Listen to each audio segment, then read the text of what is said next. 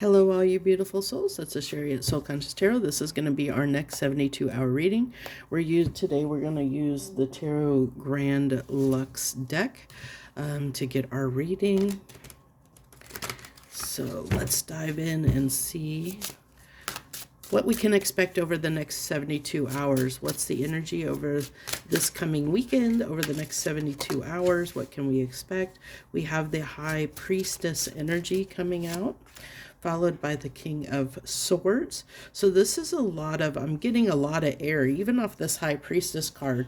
There's a lot of air, I'm seeing all the smoke, the fog, the smoke around that. So there's like a lot of thought, a lot of mental energy over the weekend, thinking about something, strategizing something. King of Swords is always he's my chess player.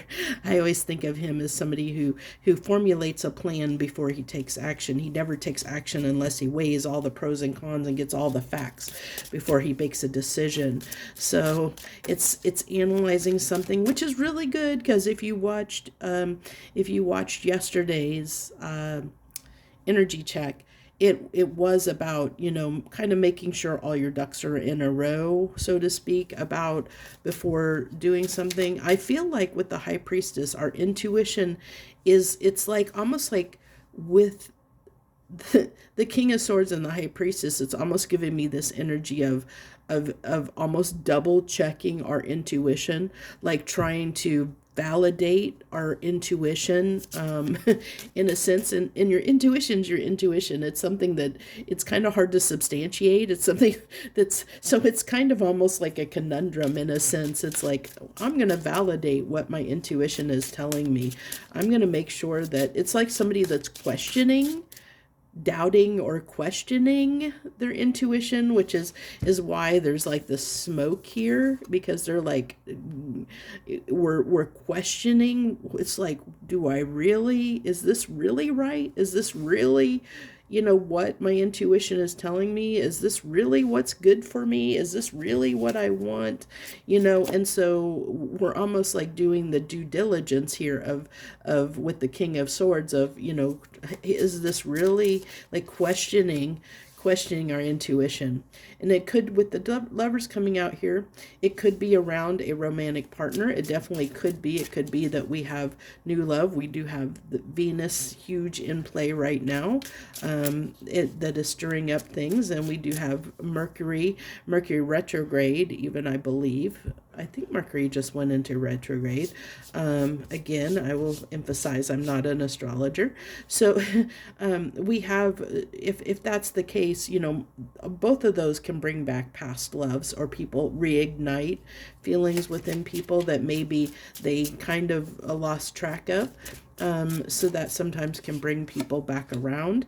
And then, yeah, especially we have the Ace of Pentacles. So this almost talks about, and this doesn't have to be, by any means does it have to be a love situation. This can definitely talk about, Lovers is always considered a choice. And it's a choice in what we commit to, okay? Because this is like a committed energy. It's committing our emotional self to something. We're making that commitment to something or someone. And this, it can be anything in your life. So it could be, it could be a friendship, it could be a partnership, it could be a job, it could be anything. I see both, the Two of Cups being that committed to something, but the Lovers is choosing something. Okay, it's choosing to give our emotional self to something. Okay, where the Two of Cups is more a committed energy. This is the choice. Okay, we're making that choice in this moment, to make a choice toward a new beginning. So it's telling me that our intuition is pushing us, because the intuition is at the center of the spread. These are the clarifiers. The intuition is pushing us in a new direction, potentially toward love. Not for everyone, but it's telling us we need to make a choice on where we're going. Okay, we need to make a choice on where we're going and where this new start is going to be. And I think our intuition is leaning us in a direction, but with the King of Swords coming out here, we're questioning that. We're questioning why we're being pushed in a certain direction, if that makes sense. So let's get 2 cards of clarification on this King of Swords. On this King of Swords, please. We have the Knight of Wands. Again, I'm going to come out with the fact that I keep all week, like for a week now, every message has had this undertone. I don't care what message I've pulled, is it sustainable? And the Knight of Wands is all about, combustible. Something can be in and out, it can be hot and cold. It can be, it comes in with a lot of passion. It comes in with a lot of drive. We can pursue something, and we have this spark or this desire towards something, but it can fade away. It can burn out and fade away. A little Highlander there coming through in the reading. So is it sustainable? Again, that keeps being an undertone of every reading I've done this week, of the undercurrent and the devil energy. And this has been coming out a lot. This actually came out yesterday. The devil came out in the energy check for yesterday's reading, and it talked about a new beginning in the fact that the Fool card came out. So this is just reiterating. This is almost compounding on. It's almost like telling me that going through this weekend, the energy may be the same. We may be under that same energy or same influence as the current energy check yesterday. So what I'm going to do is, up in the corner here, I will put a link to that reading, yesterday's current energy reading, in case you're interested in it, in case you want to, you didn't get a chance to watch that and you'd like to get more information, because I'm not going to go into the depth I did there for this reading, but it has that same undercurrent. But the difference here in this reading is telling me that our intuition is pulling us in a certain direction to have a new beginning somewhere, and we're questioning that. And I think that it's good in this instance. It's very good. If you watch the reading yesterday, you'll understand why, because I think that we at this time, we kind of need to question what we're manifesting or what we're desiring, if that makes sense, because we may not be desiring it for the reasons that we think that we're desiring it, and that could cause a problem down the road. Okay, so even though it's like, is my intuition telling me the right thing? Is it really acting in my highest good? And sometimes our intuition, or our guidance system, I call our intuition our guidance system. Sometimes our guidance system can be off, just like a compass, sometimes our navigation system can be off a little bit. And so this is what we're like questioning. Is my internal guidance system, is my internal GPS, is it actually sending me in the right direction? So we're going to be questioning that this weekend, like whatever we're thinking about starting, wherever we're thinking about moving, whatever we're being drawn to, that we're being pulled toward, that something within us is saying, this is the right direction to go. This is where we have to have our new beginning, our new start. This is what we should put effort into. This is the choice we should make. We're questioning that. We're saying, is this really the right thing? Why do I want this? Do I want it for the right reasons? Is this something that is just going to be a flash in the pan? These are the questions we're asking ourselves. This is the King of Swords is asking these questions. Is this sustainable? Is this something I just desire right now in the moment? Or is this something that I really want, for myself?